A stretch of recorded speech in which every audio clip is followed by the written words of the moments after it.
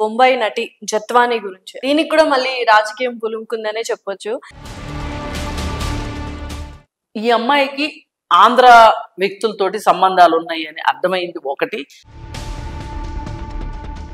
ఎందుకు అమ్మాయి మరీ అంత మొండిగా ఎందుకు ఉండాల్సి వచ్చింది? సెక్సువల్ హెరాస్మెంట్ కూడా జరిగింది అని చెప్తుంది ఆ అమ్మాయి. పీరియడ్స్ టైంలో కనీసం ఆ అమ్మాయికి ప్యాడ్స్ కూడా ఇవ్వకుండా ఇబ్బంది పెట్టారు అని చెప్పి.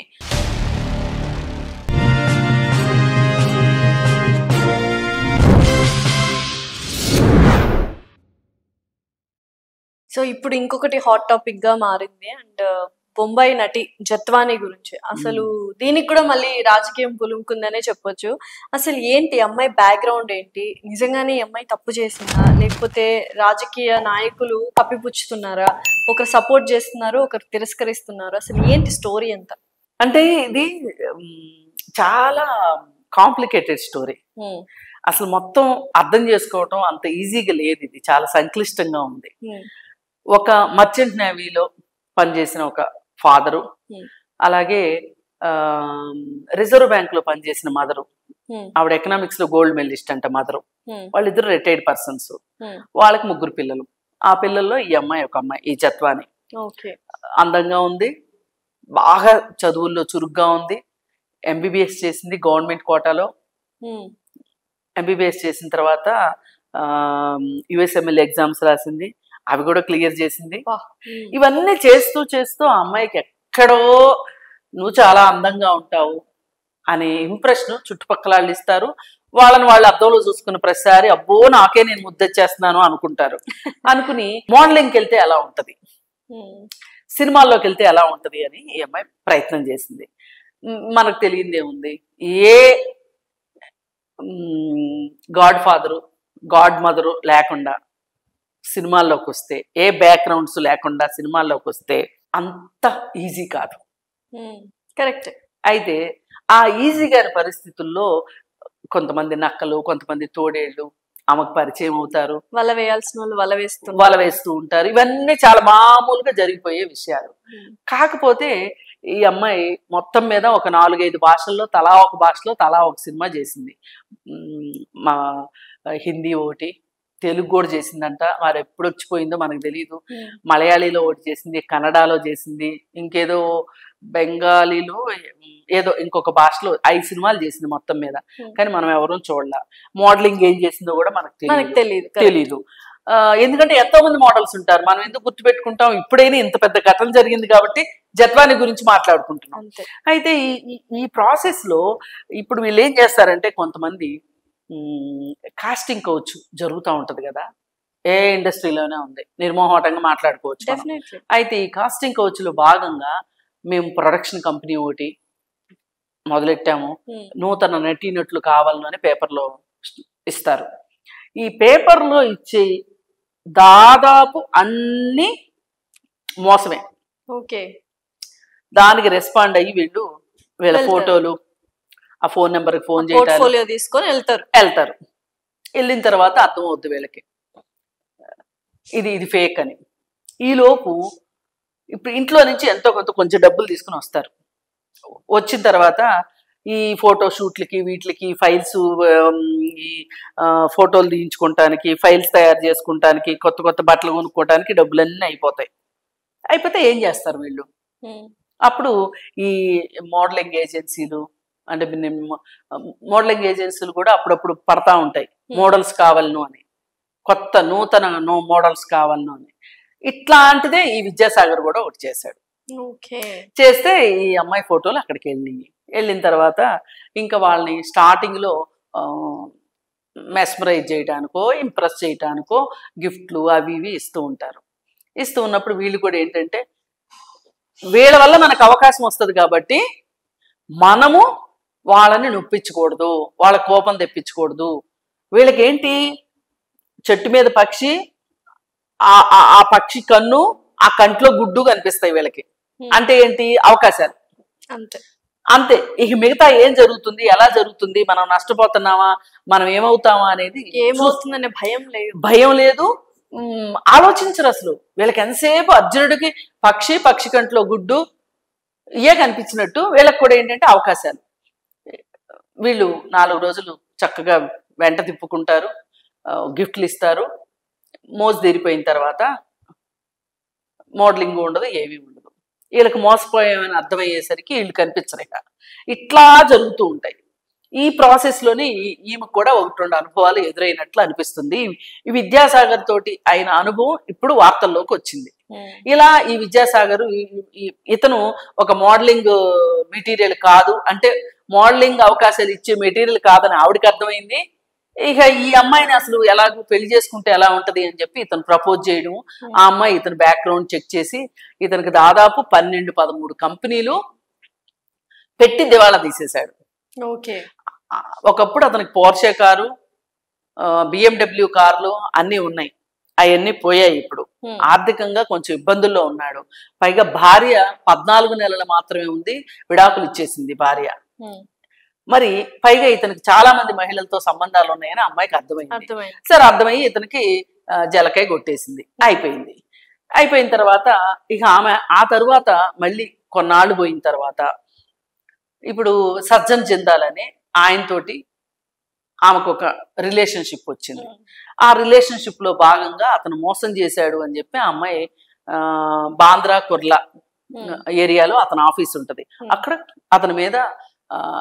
తన మీద అత్యాచారం చేశాడు అని చెప్పి ఆమె కేసు పెట్టింది. కేసు పెడితే వాళ్ళు కేసు తీసుకోకపోతే హైకోర్టుకి వెళ్ళి హైకోర్టు నుంచి ప్రైవేట్ కంప్లైంట్ వేసి ఎఫ్ఐఆర్ చేయించుకోగలిగింది. ఎఫ్ఐఆర్ చేయించుకున్న తర్వాత ఎంత కాదనుకున్నా వ్యక్తిగత జీవితం వల్ల అతని ప్రతిష్ట కొంచెం దెబ్బతిని అతను కంపెనీ షేర్లు నష్టపోయారు. జిందాల్ అంటే అది చిన్న కంపెనీ కాదు, సావిత్రి జిందాల్ అని చెప్పి వాళ్ళు మొదటి నుంచి కాంగ్రెస్ పార్టీలో ఉండేవాళ్ళు. ఇప్పుడు వీళ్ళ బ్రదర్ కూడా ఎంపీగా ఉన్నాడు బీజేపీ తరఫున. ఇప్పుడు బీజేపీ వాళ్ళు ఏవో వీళ్ళకి వ్యాపార ఇబ్బందులతో ఇస్తే వాళ్ళు బీజేపీ పార్టీలోకి వెళ్ళారు. ఆవిడ ఎంపీల్లో అత్యంత సంపన్నమైన ఎంపీ సావిత్రి జిందాల్ కొడుకులు అన్నమాట వీళ్ళు. అయితే ఇప్పుడు వీళ్ళకి వ్యాపారంలో దెబ్బతినేసరికి వీళ్ళకి బాగా కోపం వచ్చింది. ఈ అమ్మాయితో ఎట్లయినా ఆ కేసు విత్డ్రా చేయించాలని వాళ్ళు బాంబేలో చేయాల్సిన ప్రయత్నాలు వాళ్ళు చేస్తే అవి సఫలీకృతం కాకపోతే చివరికి ఈ అమ్మాయికి ఆంధ్ర వ్యక్తులతోటి సంబంధాలు ఉన్నాయి అని అర్థమైంది ఒకటి. రెండోది జగన్మోహన్ రెడ్డికి సజ్జన్ జిందాల్కి మంచి సంబంధాలు ఉన్నాయి. ఒకప్పుడు జగన్మోహన్ రెడ్డి ఇతని దగ్గర వ్యాపారం వెలుకోలు నేర్చుకోవడానికి వైఎస్ రాజశేఖర రెడ్డి కొడుకుని సజ్జన్ జిందాల్ దగ్గరికి పంపిస్తే బాంబేలో నా ఆఫీస్లో ఉండి వ్యాపారం మెళుకువలు నేర్చుకున్నాడని సజ్జన్ జిందాల్ ఓపెన్ గా ఒక ఆంధ్రాకి వచ్చినప్పుడు ఒక ఓపెన్ పబ్లిక్ మీటింగ్ లో మాట్లాడాడు. అయితే ఇక మరి ఆయన అడగటము ఇవన్నీ, మరి నాకు ఇలాంటి పరిస్థితి వచ్చింది, దీనిలోంచి నన్ను బయటేయాలి అంటే మరి ఎట్లా చేయాలి ఏంటి చేయాలి అంటే ఈ విద్యాసాగర్ ఒకటి దొరికాడు. అలాగే పోలీస్ ఆఫీసర్లు కూడా చెప్పి ఎట్లయినా సరే ఆ అమ్మాయితోటి మనం ఈ కేసు విత్డ్రా చేయించాలి అనే దానికి వీళ్ళు ఆ టాస్క్ తీసుకోవటం బిగ్ బాస్ టాస్క్ లాగా తీసుకుని వెంటనే వీళ్ళు ఇతను కేసు పెట్టాడు. విద్యాసాగర్ చేత ఒక దొంగ కేసు పెట్టించారు ఇబ్రహీంపట్నం పోలీస్ స్టేషన్లో. ఈ కేసుని ఆధారంగా బాంబేకి వీళ్ళు చార్టర్డ్ ఫ్లైట్ లో వెళ్ళారు పోలీసులు. ఇది అమ్మాయి కోసం అంతేనా? ఒక 5 లక్షలు ఇక్కడ మోసం కూడా ఒక 5 లక్షల మోసం, దానికి చార్టర్డ్ ఫ్లైట్ వేసుకుని వెళ్ళారు. అంటే ఇక అధికార దుర్వినియోగం చేయడం మొదలైంది అనమాట. ఇబ్రహీంపట్నం పోలీస్ స్టేషన్ లో ఆ కేసు పెట్టడంతో మొదలైన టాస్క్ ఈ చట్ట వ్యతిరేక కార్యకలాపాలు మొదలైపోయి బాంబేకి వెళ్ళారు. వెళ్ళి ఏకాఏకన ఏం చేయాలి అంటే ఇలా వెళ్ళిన వాళ్ళు ఆ ఏరియా పోలీస్ స్టేషన్లో కూర్చొని మీ ఏరియాలో ఉన్న ఒక నిందితురాల కోసం మేము వచ్చాము, కేసు అక్కడ బుక్ అయింది, ఆ అమ్మాయిని పిలిపించండి అని చెప్పి ఆ అమ్మాయిని ఆ పోలీస్ స్టేషన్కి పిలిపించి అక్కడి నుంచి వీళ్ళు ట్రాన్సిట్ వారెంట్ ద్వారా వీళ్ళ ప్లేస్కు తెచ్చుకోవాలి. ఇది ప్రొసీజర్. మన మామూలుగానే అసలు చట్ట ఉల్లంఘనలు మొదలైపోయినాయి కదా, వీళ్ళు అక్కడ మాత్రం ఎందుకు చట్టం ప్రకారం ఉంటారు? అక్కడికి వెళ్ళి ఏం చేశారు, ఆ అమ్మాయి ఇంటికి డైరెక్ట్గా వెళ్ళి ఆ అమ్మాయిని బెదిరించి అంటే అక్కడే కేసు విత్డ్రా చేయిద్దామని చూశారు. అది కాల అమ్మాయి ఒప్పుకోకపోతే ఆ అమ్మాయిని వాళ్ళ అమ్మని వాళ్ళ నాన్నని ముగ్గురిని అరెస్ట్ చేసి వీళ్ళే చార్టెడ్ ఫ్లైట్ ఎక్కించుకుని తీసుకొచ్చేసారు. అంటే ఎందుకు ఆ అమ్మాయి మరీ అంత మొండిగా ఎందుకు ఉండాల్సి వచ్చింది? అంటే భయపడతారు యూజువల్ గా అంత పెద్ద వాళ్ళతో ఎందుకులే పెట్టుకోవడము మనకు అని. ఆ అమ్మాయి కూడా మీరు అన్నట్టు డబ్బు కోసమో మోడలింగ్ కోసమో అవకాశాల కోసమో కొన్ని తప్పుదారులు వెళ్ళిందని ఇందాక మనం మాట్లాడుకున్నాం. ఆ పర్టికులర్ కేసుని ఎందుకు అంత స్ట్రాంగ్ గా తీసుకుంది? అంటే ఆ అమ్మాయి ఉద్దేశం ఏంటి అంటే, ఆ అమ్మాయి దగ్గర వాళ్ళిద్దరికి సంబంధించిన ఆధారాలు ఏవో ఉండుంటాయి. అందుకే అతను కూడా అంత పట్టుబడుతున్నాడు. నిజంగా అతనేమి అతని వైపు నుంచి ఏ పొరపాటు లేకపోయి ఉంటే గనక ఆ అమ్మాయి పెట్టిన కేసు రాంగ్ కేసు అని ప్రూవ్ చేసుకునేవాడుగా. అతను ఎందుకు చేయలేదు ఆ పని? అంటే వ్యవహారం ఏదో ఉంది, ఏమీ లేదని కాదు. ఆ అమ్మాయి బలం ఏంటి? ప్రూఫ్స్ ఉన్నాయి. ప్రూఫ్స్ ఉన్నాయి కాబట్టి ఆ అమ్మాయి నేను తలపడుతుంది అంత పెద్ద పారిశ్రామికవేత్తతోటి. ఆమె ఎంతవరకు ఏం ఆలోచించిందంటే, ఇంత పెద్ద పారిశ్రామికవేత్త ఖచ్చితంగా కేసు పెడితేనే తను పెళ్లి చేసుకుంటాడు అనుకుంది. అలాంటి ఆలోచన అతను కల్పించాడు ఆ అమ్మాయికి. సరే అయిపోయింది. ఇక అమ్మాయిని ఇబ్రహీంపట్నం పట్టుకొచ్చారు. ఇబ్రహీంపట్నం పట్టుకొచ్చి కూడా కోర్టుకి సరెండర్ చేయాల్సింది పోయి, మ్యాజిస్ట్రేట్ ముందు ప్రొడ్యూస్ చేయాల్సింది పోయి ఒక ప్రైవేట్ గెస్ట్ హౌస్ లో పెట్టారు. పెట్టి నానా హింస పెట్టారు ఆ అమ్మాయిని. అసలు మామూలు హింస కాదు. అలా అయిన తర్వాత అప్పటికే ఆ అమ్మాయి ఒప్పుకోకపోతే అంటే ఏంటి కొట్టడం తిట్టడం ఏం చేశారనేది తెలియదండి. ఆ అమ్మాయి సెక్సువల్ హెరాస్మెంట్ కూడా జరిగింది అని చెప్తుంది ఆ అమ్మాయి. పీరియడ్స్ టైంలో కనీసం ఆ అమ్మాయికి ప్యాడ్స్ కూడా ఇవ్వకుండా ఇబ్బంది పెట్టారు అని చెప్పి ఆ అమ్మాయి చెప్తుంటే నిజంగా చాలా బాధ వేసింది. అయిపోయిన తర్వాత కోర్టుకి రిమాండ్కి పంపించారు. రిమాండ్ ఇచ్చింది కోర్టు.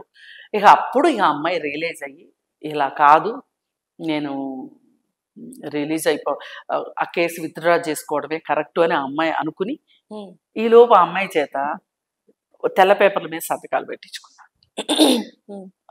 ఇక దాని ద్వారా కేసు విత్డ్రా చేద్దామని అనుకున్నారు వీళ్ళు కస్టడీలో ఉండగా. నిజంగా కూడా కేసు విత్డ్రా అయిపోయింది. ఈ అమ్మాయి బాంబే వెళ్ళి విత్డ్రా చేసుకుని, ఈమె చేయలా.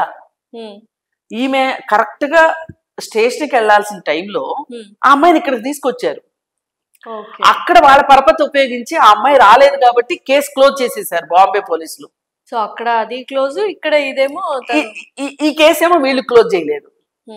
విద్యాసాగర్ ఏం పెట్టాడు, తనకు సంబంధించిన ఒక పొలాన్ని ఈ అమ్మాయి అక్రమ పద్ధతిలో అమ్మటానికి ప్రయత్నం చేసింది, వేరే వాళ్ళ దగ్గర అడ్వాన్స్ తీసుకుంది అని చెప్పి ఈ అమ్మాయి మీద ఈ విద్యాసాగర్ కేసు పెట్టాడు. ఓకే, అయితే ఇక్కడ ఈ అమ్మాయి అక్కడికి వెళ్ళింది, అక్కడ కేసు విత్డ్రా అయిపోయిందని తెలిసింది. ఇక అమ్మాయి ఇక నేను ఇక్కడ ఉండటం అనవసరం, నా వల్ల కాదులే, నేను ఇంకా వేరే దేశం వెళ్ళిపోవటానికని ఆ అమ్మాయి పెట్టేబేడ సర్దుకుంటున్న టైంలో ఇక్కడ గవర్నమెంట్ పడిపోయింది. అప్పుడు మళ్ళీ ఆ అమ్మాయి ఆంధ్ర గవర్నమెంట్ని అప్రోచ్ అవ్వటం జరిగింది. ఆ అప్రోచ్ అయినప్పుడు ఒక శాటిలైట్ ఛానల్ వాళ్ళు ఇంటర్వ్యూ చేస్తే, ఆ ఇంటర్వ్యూలో ఆ అమ్మాయి ఏడ్చిన విధానం కావచ్చు, బాధపడిన బాధ కావచ్చు, అవన్నీ ఎవరైనా సరే చూస్తే మటుకు చెల్లించిపోతారు. ఆ అమ్మాయి బ్యాంక్ అకౌంట్ 5 లక్షల కోసం బ్యాంక్ అకౌంట్లు సీజ్ చేస్తారా? ఆ అమ్మాయి ఎలక్ట్రానిక్ గాడ్జెట్స్ తీసుకున్నారు. అసలు ఎంత పెద్ద నేరస్తులైతేనో బ్యాంక్ అకౌంట్లు సీజ్ చేసేదాకా వెళ్ళరు. అంటే ఆ అమ్మాయిని అన్ని వైపుల నుంచి అష్టదిగ్బంధనం చేసి ఆ అమ్మాయిని ఆ కేసు విత్డ్రా చేసుకునేటట్లు చెయ్యాలనేది వీళ్ళ ఉద్దేశం. అలా చేశారు. చేస్తే ఈ చేసిన దాంట్లో ఎవరెవరు ఉన్నారు అంటే ఇంటెలిజెన్స్ వాళ్ళు, అలాగే అప్పటి సిఐడి వాళ్ళు, police, Kranthi Rana, Vishal Bunni, PSR Anjaneyulu, so ఇప్పుడు సీతారామ ఆంజనేయులు, ఇప్పుడు వీళ్ళందరివి బయటికి తీస్తున్నారు చిట్ట. ఈ ప్రభుత్వం మొత్తం వచ్చేసినాయి, అందరి పేర్లు వచ్చినాయి. ఆ అమ్మాయి అందరి పేర్లు చెప్పింది. అంతా జరగాల్సింది మొత్తం కేసు అంతా. ఇప్పుడు మొన్న ఒక లాయరు, ఆమె తరఫు లాయరు నర్రా శ్రీనివాస్ గారు అని ఆయనతోటి కూడా నేను ఒక లైవ్ ప్రోగ్రామ్ లో విన్నాను. నేనున్నాను, ఆయన, నేను, ఇంకా కొంతమంది. దానిలో క్లారిటీగా మనకు అర్థమైంది ఏంటంటే, అసలు పెట్టవసరం లేని కేసులు ఆ అమ్మాయి మీద పెట్టి, ఆ అమ్మాయి ఆస్తులు సీజ్ చేసి, ఆ అమ్మాయి ఎలక్ట్రానిక్ గాడ్జెట్స్, ఫోన్లు వీళ్ళ దగ్గర పెట్టేసుకుని అవి ఈ రోజు వరకు ఆమెకి ఇవ్వకపోవటము, పైగా చార్టెడ్ ఫ్లైట్ వేసుకుని బాంబేకి వెళ్ళడము, అదే చార్టెడ్ ఫ్లైట్లో ఆ అమ్మాయిని తీసుకుని రావటము, ఇక్కడ కోర్టుకి కానీ మేజిస్ట్రేట్కి కానీ ప్రొడ్యూస్ చేయకుండా ప్రైవేట్ గెస్ట్ హౌస్లో ఉంచటము, అలాగే ఆ అమ్మాయి మీద తెల్ల పేపర్ల మీద సంతకాలు పెట్టించుకోవడము, అన్నిటినీ మించి ఆ అమ్మాయి మీద ఒక దొంగ కేసు బనాయించటం, ఇవన్నీ తప్పులుగా తేల్చాడు ఆయన లాయర్ గారు. ఇవన్నీ ఒకటి ఒకటి ఒకటి మనం డాట్స్ అన్ని ఫిల్ చేసుకుంటా వెళ్తే అసలు ప్రభుత్వం ఎందుకు ఇంత ఇలాంటి పనికి పూనుకుంది, అధికారాన్ని అడ్డం పెట్టుకుని ఇలా ఒక పౌరురాలి మీద ఇలాంటి కేసు పెట్టడం ఎంతవరకు కరెక్టు, ఇంత చట్ట ఉల్లంఘన చేయడం వెనకమాల ఒక పెద్ద కారణం ఉంటే తప్పితే చెయ్యరు. ఆ పెద్ద కారణం ఏంటి అంటే సచిన్ జిందాలే కారణం. అయితే మనం ఒక్క నిమిషం ఆ కేసు గురించి కూడా మాట్లాడుకోవాలి. ఏది ఈ అమ్మాయి చేసిన ఫోర్జరీ కేసు ఏదైతే ఉందో ఏంటంటే, ఈ విద్యాసాగర్ అనే వాడికి ఒక 2 ఎకరాల పొలం జగ్గేపేటలో ఉంది. ఆ పొలానికి సంబంధించిన వివరాలన్నీ రాసుకుని ఆ అమ్మాయి వేరొకరికి అగ్రిమెంట్ ఇచ్చింది. వాళ్ళ దగ్గర నుంచి 5 లక్షలు డబ్బులు తీసుకుంది. ఆ సంగతి వాళ్ళకి తెలిసి వాళ్ళు లబోదిబోమంటున్న సందర్భంలో ఈ విద్యాసాగర్ వచ్చి అది నా ప్రాపర్టీ మీద ఆ అమ్మాయి ఎట్లా ఇల్లీగల్ గా డబ్బులు తీసుకుంటది, ఫోర్జరీ చేస్తుంది అని ఇతను కేసు పెట్టాడు. అయితే గమ్మత్ ఏంటంటే, ఎంతటి చెయ్యి తిరిగిన మోసగాళ్ళైనా సరే, దొంగలైనా సరే, గజ దొంగలైనా ఒక చిన్న క్లూ వదిలిపెట్టి వెళ్తారంట. ఆ క్లూ ఏంటంటే, ఇప్పుడు కేసు నమోదైందేమో 2024లో, ఇప్పుడు ఒక డాక్యుమెంట్ ఏదో ఫోర్జరీ డాక్యుమెంట్ ఉన్నది అన్నదేమో 2018లో. 2018లో ఆ అమ్మాయి అగ్రిమెంట్ ఇచ్చింది అని రాసి పెట్టిన అగ్రిమెంట్ ఏదైతే ఉందో స్టాంప్ పేపర్ 24వ సంవత్సరంలో తీసుకున్నారు. అంటే అప్పటికప్పుడు చేశారు. వీళ్ళు చేయాల్సింది ఏంటంటే, పాత స్టాంపు సంపాదించి పాత స్టాంప్ మీద రాసి ఉంటే కొంచెం నమ్మేసఖ్యంగా ఉండేది. కొంచెం బ్రెయిన్ ఉపయోగిస్తే. వీళ్ళందరూ ఆలోచించింది ఏంటంటే, సజ్జన్ జిందాల్ ఇచ్చే ప్యాకేజ్ నే ఆలోచిస్తున్నారు. ఇందాక ఫస్ట్ మీకు చెప్పానే, అర్జునుడు పక్షి కంట్లో గుడ్డు, ఎంతసేపు వాడెంత పెద్ద ప్యాకేజ్ ఇస్తాడు, దాన్ని ఎలా పంచుకుందాము, ఎలా ఎంజాయ్ చేద్దాము అనుకున్నారు తప్పితే, మనం ఎంత ఒక రాంగ్ ఆపరేషన్ లోకి మనం వెళ్తున్నాము. దీనివల్ల చట్టం ప్రశ్నించబడుతుంది, వ్యవస్థలు ప్రశ్నించబడతాయి, కొంతమంది పోలీసులకు ఉద్యోగాలు పోతాయి. ఇప్పుడు విద్యాసాగర్ అనే ఒక మోసగాడు జైలుకి వెళ్తే పెద్ద పోయేదేమి. కానీ సీతారామాంజనేయులు లాంటి సీనియర్ ఆఫీసరు, విశాల్ గున్ని లాంటి యంగ్ ఆఫీసరు ఎంత కష్టపడితే వాళ్ళకి ఐపీఎస్ లో ఐఏఎస్ లో వస్తాయి. వీళ్ళు ఈ పని చేయడం, ఇప్పుడు వీళ్ళందరి మనకి ఈ కేసు చుట్టుకోవటం చూస్తే ఎంత ఆశ్చర్యం వేస్తుంది. సో అంటే చాలా ఈ సముద్రాన్ని ఈదినోడు పిల్లకాలలో చచ్చినట్టు స్టాంప్ దగ్గర దొరికిపోయాడు. అంతే, కరెక్ట్ గా చెప్పారు. సప్త సముద్రాలు ఇది ఇంటి పక్క మురికాలలో పడి చచ్చినట్టు ఇలా చేసుకున్నారు. అయితే ఈ కేసు నుంచి మరి ఈ జత్వాని బయటికి, ఆ అమ్మాయి ఈ కేసులోంచి బయటికి పడటం పెద్ద కష్టమేమీ కాదు.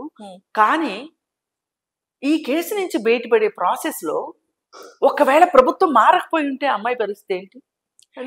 ఈ కేసు వెలుగులోకే వచ్చేది కాదు. అంటే ఇట్లాంటి విషయాలు ఎన్ని జరిగినాయో, అంటే ప్రభుత్వాలు ఇలాంటి చట్ట ఉల్లంఘనలకి ప్రభుత్వాలే పాల్పడడం ఎంతవరకు కరెక్ట్ అనేది ఒక పెద్ద ప్రశ్న ఇవాళ సమాజం ముందుంది. ఆ అమ్మాయికి ఏమి ఇస్తే ఆ అమ్మాయి ఇన్నాళ్ళు పడిన వేదన, ఆ అమ్మాయిని మామూలు కష్టం పెట్టలేదు కదా. ఆ అమ్మాయిని ఆర్థిక దిగ్బంధనం చేయటం కావచ్చు, గ్యాడ్జెట్స్ లేకుండా చేయటం కావచ్చు, కనీసం ఆ అమ్మాయికి బెయిల్ వేసుకోవడానికి 20 రోజులు పట్టింది అలాంటి పరిస్థితి. అందుకని ప్రభుత్వాలు మనము ఒక ఎవరి కోసం ఇలా దిగటము, అబాస్ పాలవడం ఎంతవరకు కరెక్ట్ అనేది ప్రభుత్వాల్లో ఉన్నవాళ్ళు, పైగా ముందు అన్నిటికన్నా ముందు అధికారులు బుద్ధి తెచ్చుకోవాలి. నేను కూడా ఈ కేసులో ఏం కోరుకుంటున్నాను అంటే, విద్యాసాగర్ లాంటి వాళ్ళు వస్తూ ఉంటారు, పోతూ ఉంటారు. జత్వాని నిజంగానే మోసం చేసి ఉంటే కనుక జత్వాని లాంటి వాళ్ళు వస్తూ ఉంటారు, పోతూ ఉంటారు. కానీ ఒక రూల్ ఆఫ్ లా ఉన్నప్పుడు బాధ్యత గల పోలీసులు చేసిన దాని గురించే నేను ఎక్కువ ఆలోచిస్తున్నాను, బాధపడుతున్నాను. ఎందుకంటే సామాన్య ప్రజలు మోసాలు చేసేవాళ్ళు అయితే ఏదో ఒక రోజు వాళ్ళ మోసం బయటపడుతుంది, పడకపోద్ది, అది వేరే విషయం. కానీ అధికారులు అనేవాళ్ళు ఇలా చేయకూడదు. అధికారులు చేసిన దాని గురించే వాళ్ళకి ఇప్పుడు ఇక్కడ వచ్చే రేపు వాళ్ళు బాధ్యులుగా సమాధానం చెప్పుకున్న రోజున, వాళ్ళకి శిక్ష పడిన రోజున చట్టం పరిరక్షించబడుతుంది. చూద్దాం మరి ఆ కేసు ఎంతవరకు ముందుకు సాగుతుందా లేకపోతే యాజ్ యూజువల్ క్లోజ్ అయిపోతుందో చూడాలి. Thank you so much. Thank you.